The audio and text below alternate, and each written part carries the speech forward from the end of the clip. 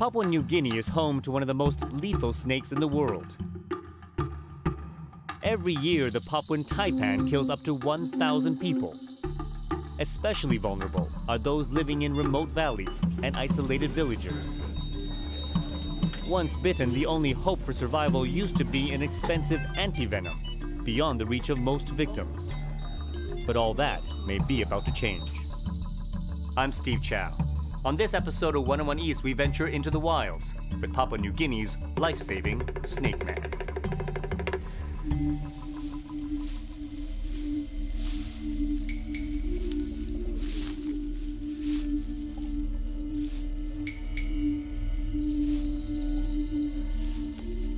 In their hunting ground on the coastal grasslands, 14-year-old Tua Varaya and his brother Junior scour the canopy for prey. But it's beneath their feet where they should be looking. They've hardly worn shoes in their lives. And sharing this ground is the Papuan Taipan, a deadly creature of stealth. The snake bitten me. He just went, he disappeared and he disappeared. Tua catches only a brief glimpse of the snake as its fangs stab his left ankle. He feels fine at first, but the venom is already beginning to destroy his nervous system. His brother's flimsy tourniquet is of little use. He could die without urgent medical help. Pain is coming up, like it goes into my body. So I didn't feel good. I'm trying to fall down like that. My head is thinning. So I say, enough of hunting.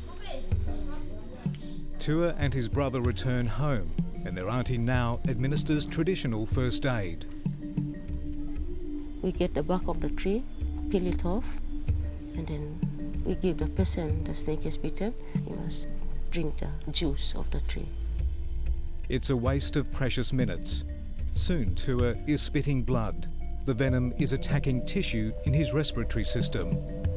When he spits blood, so the only way, we have to take him to the hospital. He was already weak. His eyes were already turning. And we were so worried that I thought we were going to lose him.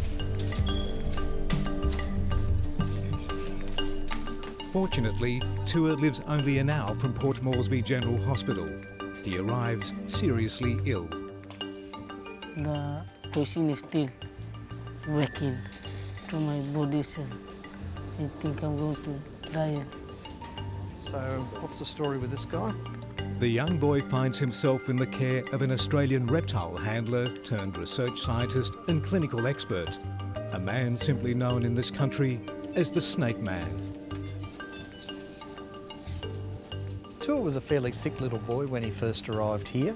Had he not had effective treatment, he would have got much worse.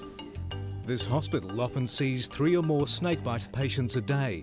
But what made Tua's arrival remarkable was the treatment he was about to receive. On trial here is a new anti-venom devised by Dr. Williams and his team. It has the potential to save thousands of lives in coming years. He was the 3rd patient that we recruited, and he was the first child we recruited, so I guess we were all fairly nervous. But we were very fortunate, he had a very remarkable recovery after anti-venom. His blood clotting ability returned to normal within less than 24 hours, and in fact, he went home 24 hours after he arrived here. I'm feeling good, happy. So we came back. Tua's rapid recovery and the early success of the trial made David Williams and his team realise they were onto something. But they knew to make a profound difference, their new anti-venom had to be made available outside of Port Moresby and in isolated village clinics where most of the snakebite victims came.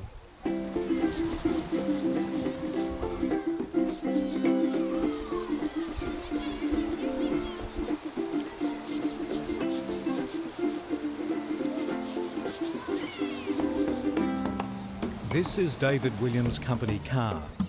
Papua New Guinea's Snake Man is also a paramedic and ambulance driver, retrieving snakebite victims when they can't get to him.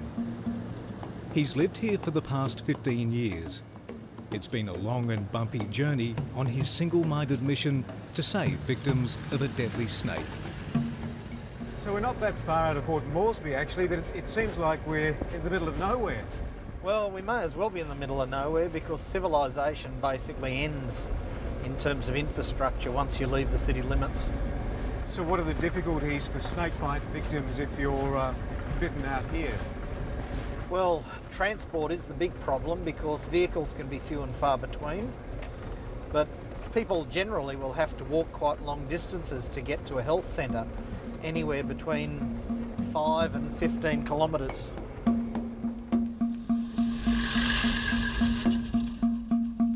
We could probably prevent 80% of all snake bites in this country, but the reality is people can't afford footwear, so they're barefoot all the time, and that means they walk quietly. The snakes don't realise that people are walking nearby them until it's too late.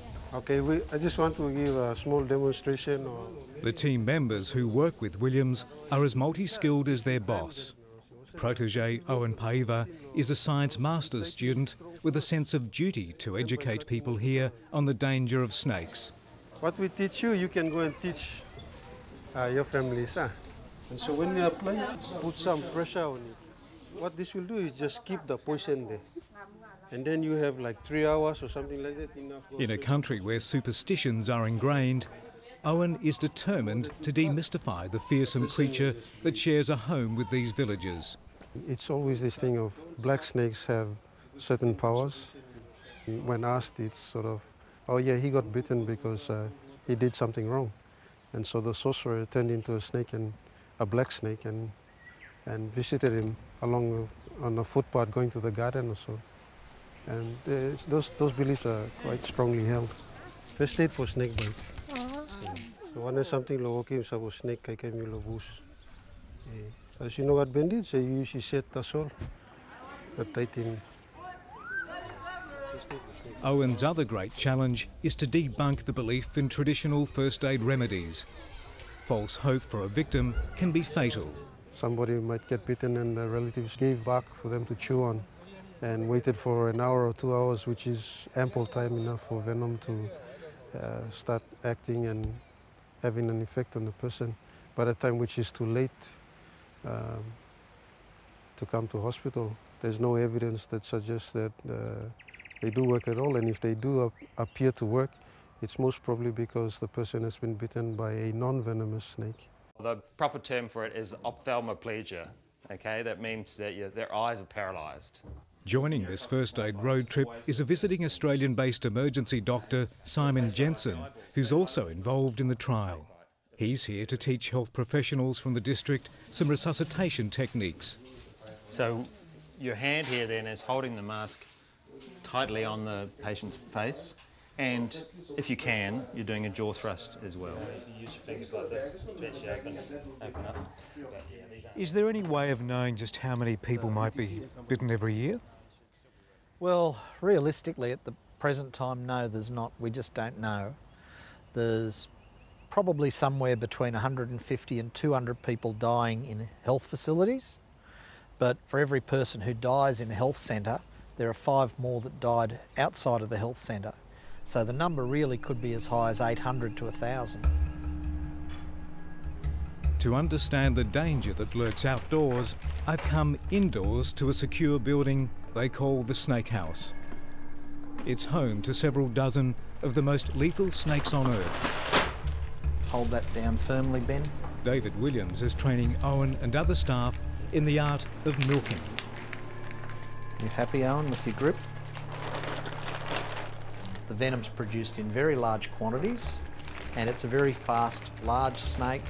It's prone to bite more than once, and the more times it bites, the higher each successive amount of injected venom will be. Go for your life. No, it's yours, it's yours. You'd probably kill 100, 200 people with that without any trouble. It's almost as if the crankier the snake gets, the more venom it's going to deliver. Taipan venom is the essential ingredient of this new antidote. Once extracted, it's shipped to a laboratory in Costa Rica, where David's research partners produce anti-venom and send it back. His team of new snake milkers know that one day they might need a dose themselves. They understand the risks, and I think they're incredibly brave for being willing to learn how to do it properly. 2, 3. And to carry it on. So, I think the time has come to step back and let them do it. Together, they're tackling an entirely preventable affliction, a misfortune often ignored by public health officials because this is a sickness that can't be passed on. But to a young David Williams, the reptile was always a creature of fascination, not fear. I was told that my first contact with snakes was when I was about 3, and I was certainly keeping snakes from about the age of 8 years old onwards. But to come here and stay in a village where in the space of a week 4 people died of snakebite and there was nothing that could be done, I suppose really sort of made me want to stick my neck out and do something about it. There's always room for one more taipan in the snake house. And today Owen Paver is taking me on a catching expedition into the bush. Seeing something buzzing? Yeah. He tells me the snake with the big fangs and large reservoir of potent venom can also display aggression. What do they do when they see you? For the taipans, if they see you first, they want to attack. They want to attack? Yeah. It's easily provoked. Doesn't take much to get it, going and wanting to attack or strike. I don't know how you'd see them here.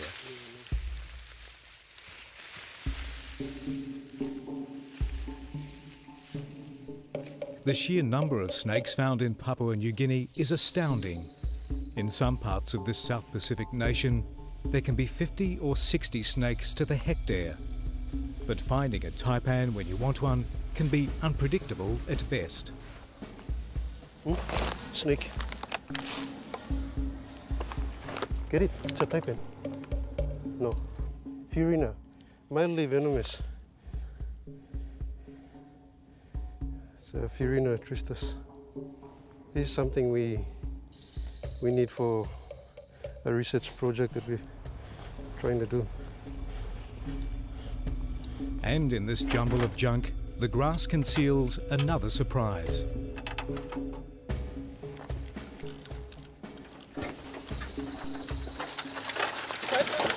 Taipan. Taipan. Taipan. Here.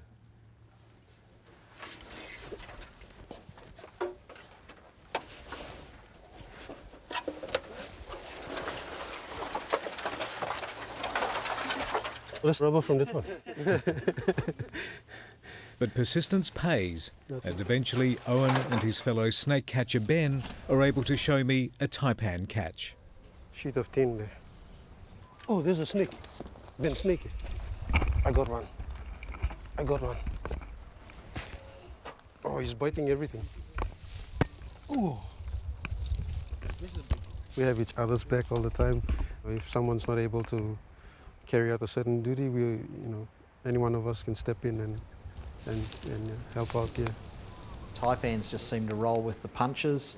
They learn to hide under bits of rubbish we leave lying around, or they live in burrows in the ground that rats make when they come around, people's gardens. 1, 2, 3, go. They just tend to do really, really well around humans. David Williams is probably better than anyone at this job, but catching snakes in the name of science is one task that these days he's happy to delegate. How many times have you been bitten? I've had 6 snake bites in 30 years, and I've had adverse reactions to at least 4 of those. So, like I said, we realise that the next one probably will be the last. Well, I remember bite number 6 very well. We have a bit of history in that area. It was 7 years ago when I first met David Williams. I was filming with an Australian television team when I saw him wrangling the biggest taipan I'd ever seen. Okay. You right? It's got now, big bit. And so began our dash to save his life. Get the bandages out of the boot. Come on, hurry, guys. Within a minute or so, he has trouble breathing. Tight. His blood pressure drops. We need another bandage starting higher up. Yep. We need to get a move on. Yep. We're heading back to Port Moresby General Hospital. On the road, David Williams is lapsing into unconsciousness.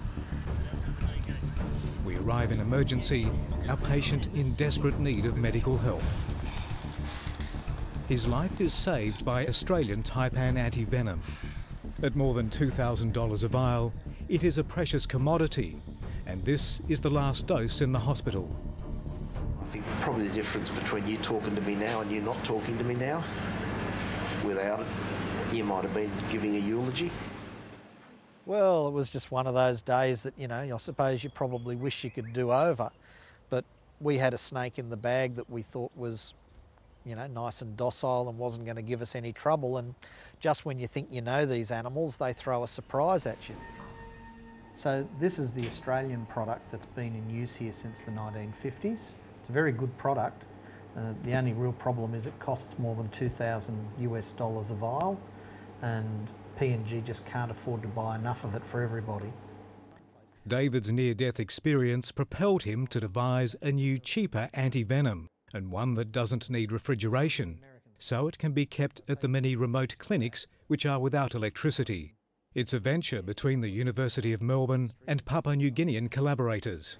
This one is the new anti-venom that we've developed, and if this product passes the current clinical trials and goes into general use, it could be supplied to the Papua New Guinean government for about $150 a vial.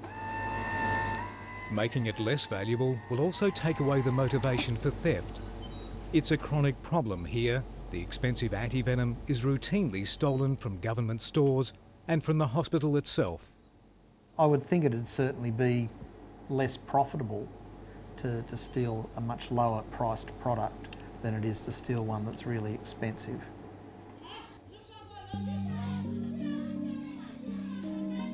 The story of this small boy is a powerful reminder of what happens when snake anti-venom is unaffordable and inaccessible. Near Warmer Village, northwest of Port Moresby, one-year-old Andrew walks awkwardly with his cousin and carer. His legs are deformed. 7 months ago, Andrew's mother Herpetua held him as she gathered mustard seed in the bush near their home. She had little hope of seeing the snake in the tall grass. The taipan struck her several times. Herpetua headed towards home, where she knew other villagers could help her. An elder told me of her final hours.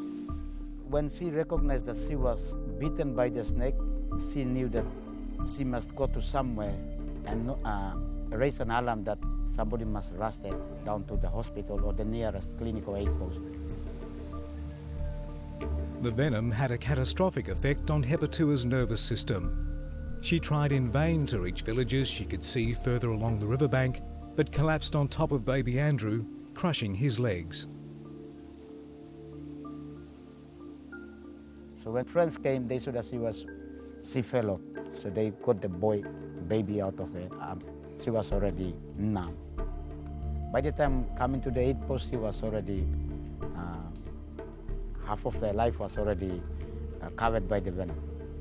So she could not respond even. The jaws have already fallen, the eyelids have already fallen.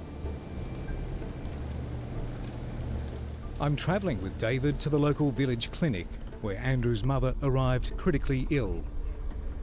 So this is classic snake country? This is perfect taipan country, actually. This sort of kunai grass, semi-open forest is very good habitat for taipans. It's also where people like to build their gardens. And unfortunately, the gardening attracts rats and mice, which is taipan's main food. It's just a recipe for disaster. So what are the difficulties for snakebite victims if you're bitten out here?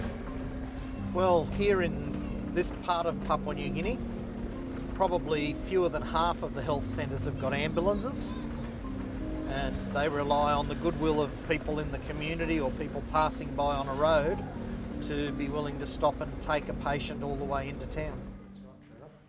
What kind of condition was she in by the time she arrived here? Realistically, she was probably only a few minutes from dying.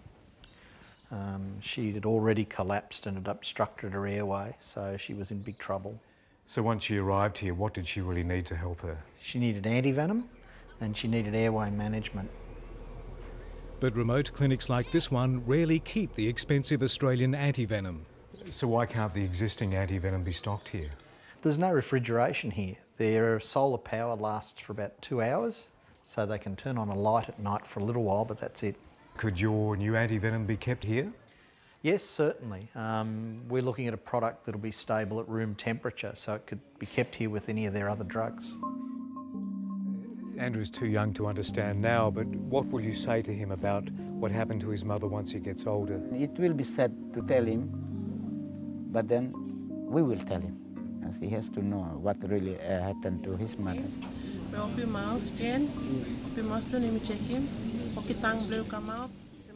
Back in Port Moresby, another victim of the Papuan Taipan is in emergency care.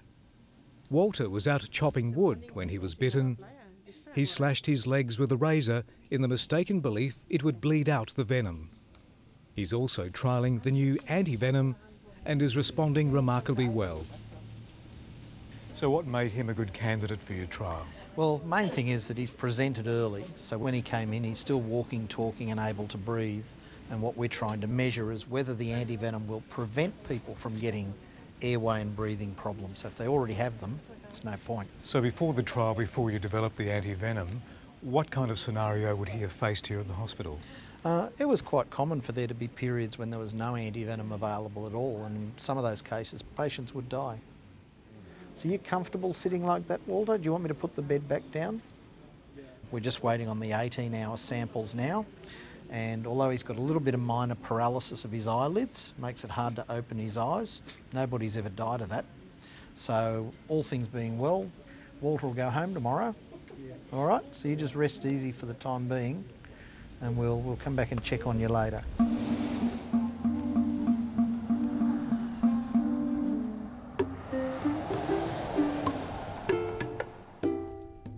I revisit now Karingu, whose young nephew Tua was saved by David Williams in the early stage of the trial.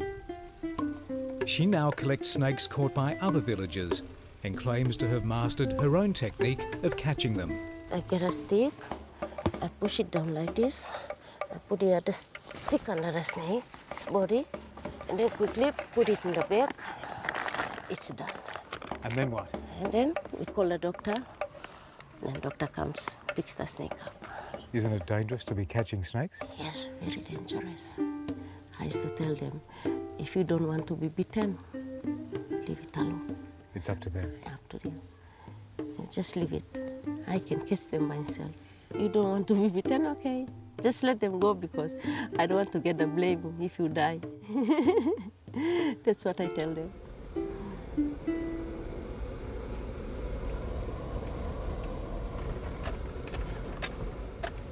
So we'll go and see what snake she's got for us and find out where she caught it and what she's done to get it into a bag. G'day, how are you? We try to encourage them to be as safe about it as they can, but generally I would prefer that if anyone's going to stick their neck out, it's our own people. Right, let's have a look at it. Ben, if you want to open that plastic box and just put it on the ground, I'll just empty the bag. It's a small dada. Okay, and where did you get that from? Up on the mountains. Okay. So what do you think of Dr. David's work? Very fine. He's a good person. He's doing fine. I think he's saving so many snakebite people around here. For young Tua, it's a case of once bitten, twice shy. He's learned his lesson and now wears his school shoes when he hunts. They're his only pair, but Tua knows they could well save his life. Well, you go to the countryside, all the villagers know who you are, you know you're Dr. David, the Snake Man. Is that gratifying? No, not really. I mean, gratifying is when you have a child wheeled in on a stretcher and a family that obviously think that child is going to die any minute. and 24 or 48 hours later you're able to say goodbye to them and send them home. And I think that's probably more gratifying than anything I've done. In some parts of this country, snakes kill more people than malaria and all communicable diseases combined. Yet these snakebite deaths are entirely preventable. David Williams hopes his new anti-venom will be officially approved and manufactured locally within a couple of years. It will mean the people of Papua New Guinea can take responsibility for dealing with their own affliction. While these new snake men put their lives on the line, David knows this reptile better than anyone and understands what one more bite would mean.